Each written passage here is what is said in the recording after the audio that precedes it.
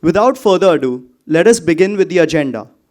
Our first speaker needs no introduction in the world of special needs education. Ms. Manjushree Patil, the founder-director of Aatman Academy and a Fulbright scholar, stands as a beacon of innovation and dedication in this critical field.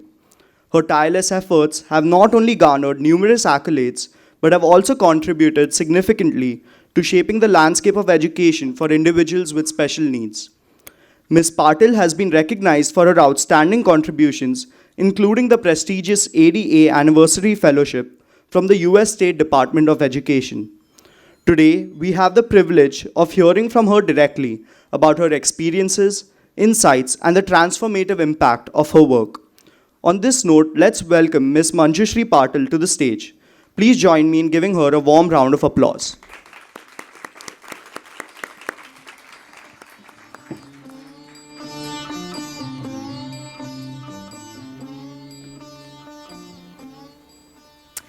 A very good morning.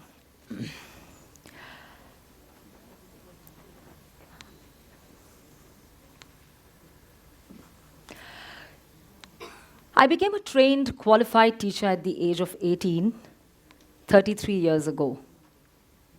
Okay, so I can see some of you are calculating my age now. Go ahead, it's not all that much. Before I even became a teacher at 18, I had encountered my first crossroad.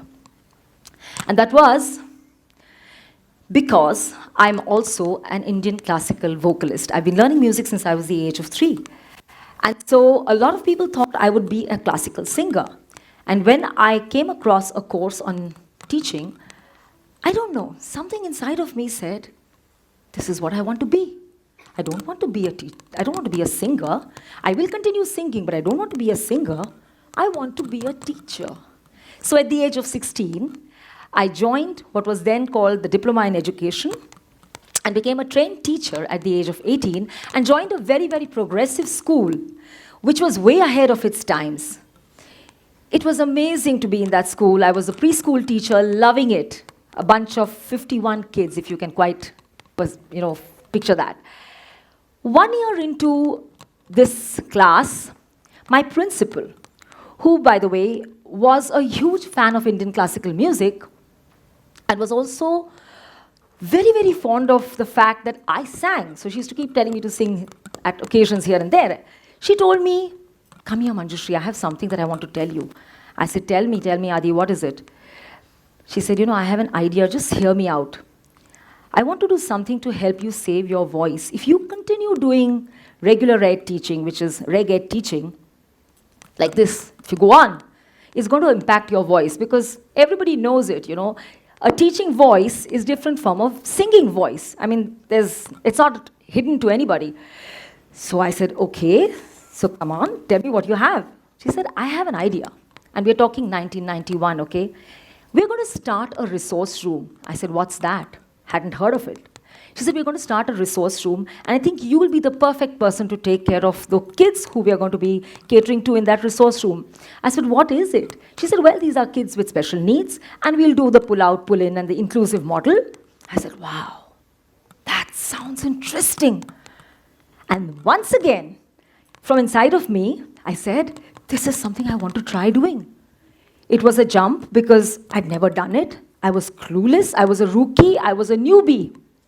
Okay, let's get going. 1 year into it, I went to my principal's cabin and I was bawling. I'm not making any progress with these children. What should I do? I was 19, please understand why I did that. So I started crying in front of her. What should I do? I'm not able to make any headway. So she gave me a mantra. And to date, that mantra stays with me. She said, do your best and leave the rest. It stays with me even today. And doing my best, I do. But then, something kept prodding me and telling me, it's not going to go right if I keep, struggling and having blocks with these kids. My only way and source of getting information, again, I want to remind all of you sitting in the audience and all the children and the youth here, that we're talking 1991, no computers. Internet ka to sawal hi nahi, there was no question of internet. There were no computers as well. So we had books, we had journals that came from here and there. We had, of course, workshops, training programs, and we had the company of the best and the brightest minds, the erudite and the educated and the wonderfully experienced people who were in this field already, who were there to guide us. But that was it. I still kept feeling that I wasn't good enough. I knew I didn't know. And so I continued doing the resource room work with a lot of help from a lot of the seniors around me. But 3 years into that, I said it's time for me to educate myself, to qualify myself further. Again, the next crossroad. If I had to go out to get myself educated, I had to leave my job, which is such a dichotomy because you get educated to get a job.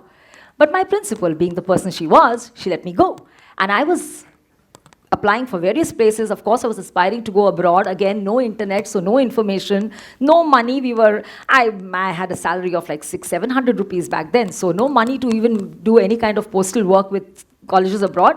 But then I found the best thing that was available in India. So here's my story in a quick thing. Let me tell you this happens. So I did resource work and I went to SNDT.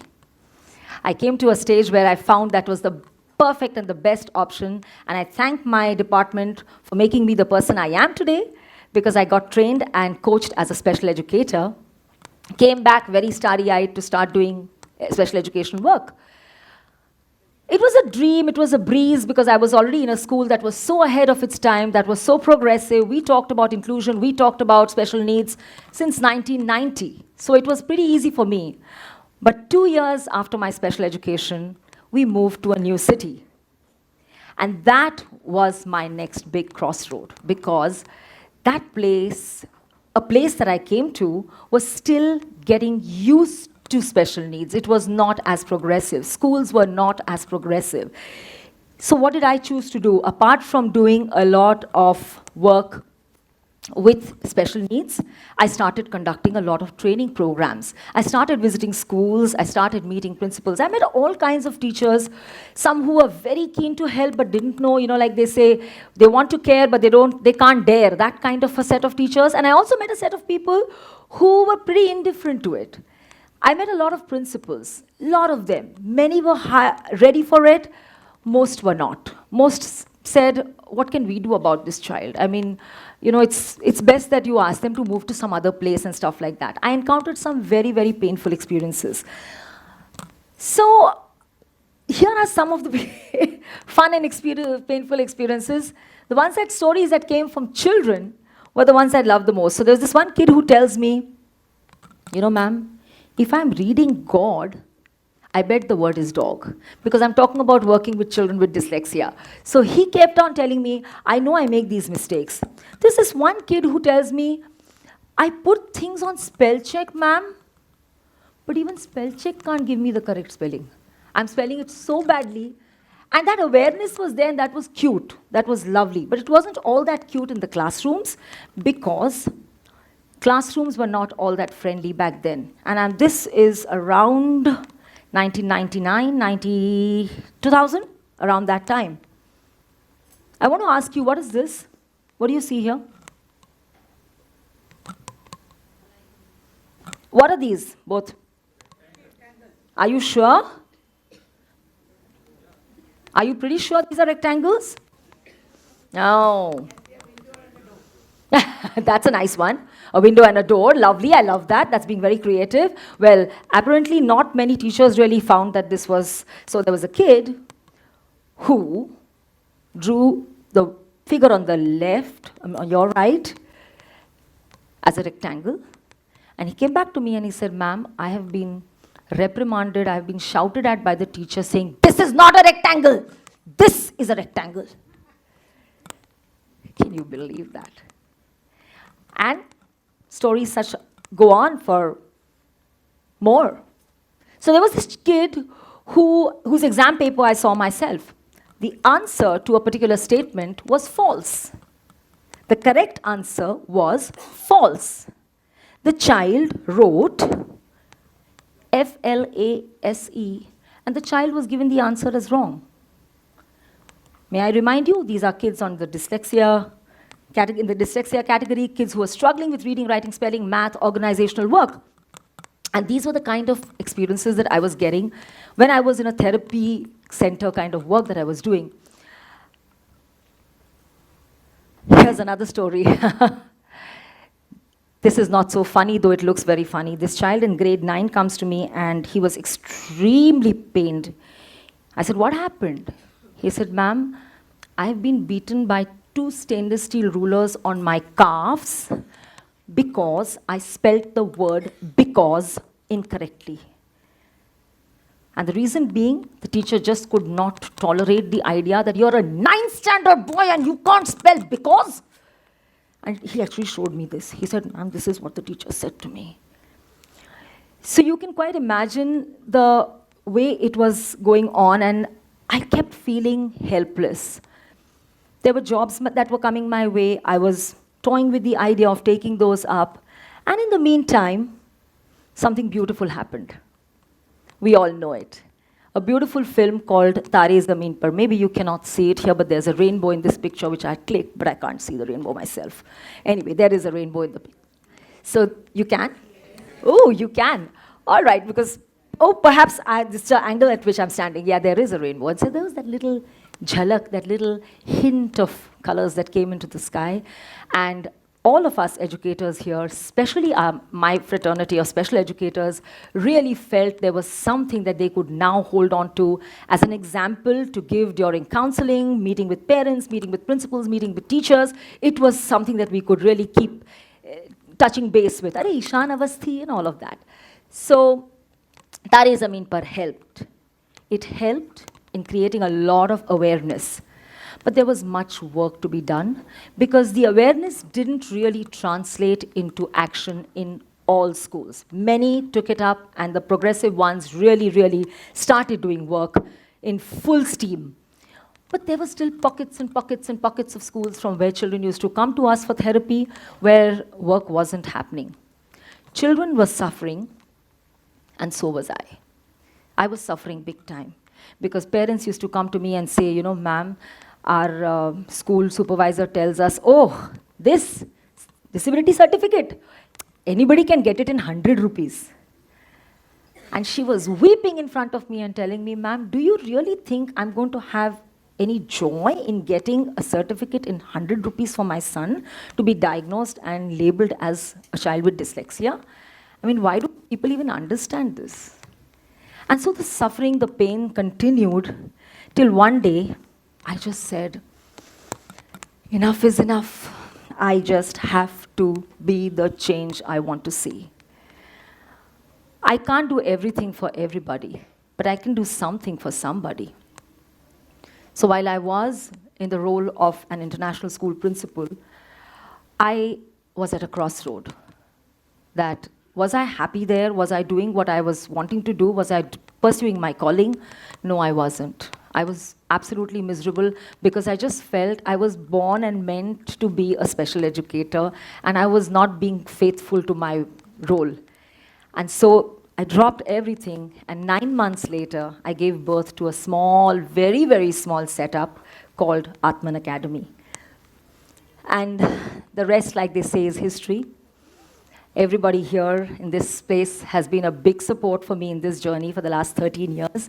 Aatman Academy was founded on 10th October 2010 at 10 o'clock. 10 of us met on the 10th floor at my home, and we floated the idea of the academy.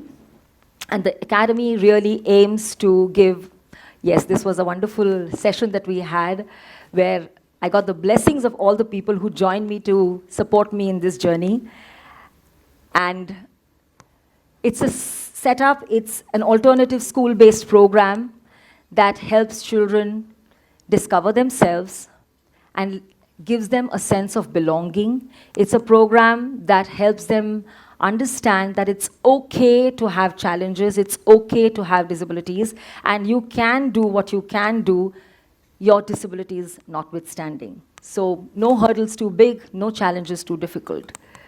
It's a place where it feels safe to be myself. This is the writing of a standard 9 child, day before yesterday, who's been writing a script for a blood donation camp. And I want to just draw your notice to, if you want to be a hero, the first line says, if you want to be a hero, then please donate blood. You know the B&D challenges? So he wrote donate blood, and then he looks at it and says, I think I've written something wrong here. By the way, he's a perfect candidate for a TED talk because he's brilliant at talking. But he has challenges in writing, reading, spelling, and that's the reason why he needs that help and support. So it is a place that just lets them feel safe being who they are with all their mistakes and all their follies. And this is, if they want to be on a certain day faceless, they're okay to be faceless. That's just who they are. So all we do is we prepare our learners. Our tagline for our project is putting life into learning and learning for life. Putting life into learning and learning for life. And that's what they do. We prepare them for the crossroads of life. We can't be fully prepared, but if you have mental health and mental well-being, everything falls in place. So, as I end for my morning today, I want to share with you my learning in this journey that I've had of 33 years of being an educator. And probably you might have guessed that too. So when you are at crossroads, what is it that we need to do? What is it that can be done? How do you traverse? Do you get all rattled and flustered? Oh my God, what should I do? Should you be overthinking it? Should you worry about it? Which is what many people have a tendency to do. And here I'm speaking a lot like a counselor. Yeah, we do. We do tend to overthink it. We do tend to rationalize too much. And then we are left with no answers in our hands. So what can be done? Let me tell you to do just one thing. One very, very simple thing. And that is to listen. To listen to whom? Any guesses? Brilliant. You've been listening to this talk. Brilliant. Listen to that little voice inside of you. Trust me, there is a little voice inside of you. We just need to become friends with that little voice, listen to that little voice, and let that little voice be the guide. Because when you're traversing these tricky trails of life, when you're traversing these tricky crossroads of life, that little voice is your best guide. It's your best mentor. It's your GPS. It's your inner compass. And it's what is going to give you clarity, especially when there is such a lot of chaos with so many choices. And it's what is going to support you in getting through times when options can become very, very overwhelming. Thank you so much.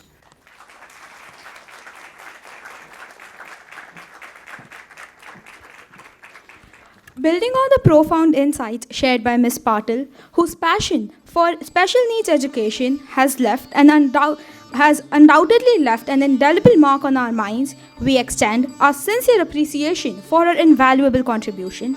Moving ahead, I would now like to invite the literary heads Prachi Ghogre and Gautam Vase to felicitate Ms. Patil.